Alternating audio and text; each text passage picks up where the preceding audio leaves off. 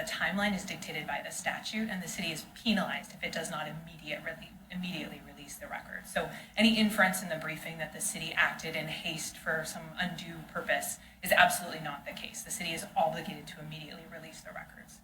Additionally, in the event there is a future request and the fact that there is no injunction in place, the city would likewise be obligated to immediately release the records. So then we get back. Doesn't that, everything you're saying, sort of support us finding the exception to mootness applies? No, Your Honor. The reason the exception to mootness does not apply to this case is twofold. One, again, this would be an improper advisory opinion, and this court has actually dealt with these exact facts in an unpublished opinion from 2018, Doe versus Washington State Department of Fish and Wildlife.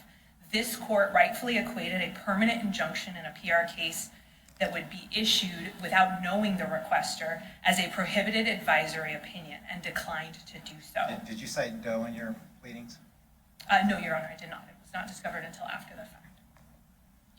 That citation is 5 Win App 2nd 1038. Doesn't the fact that that's unreported and the county or the city didn't find it, doesn't that sort of argue against the idea that there's authority out there that helps judges and parties to understand the issue? And I think wouldn't there then argue in favor of using the exception to mootness? the city does not, or excuse me, it's the arguments that are levied in that unpublished opinion that are persuasive or influential for the court. The idea that determining whether a permanent injunction applies to every conceivable future request for an identifiable record would render a final judgment on a dispute which does not yet exist between parties who have not been identified. What is highly offensive now may change over time, and what is of legitimate public interest may change depending on the circumstances. On remand, the trial court would have to look at what exemptions apply at the time the request is made. An injunction issued now cannot address the ever-changing landscape of exemptions.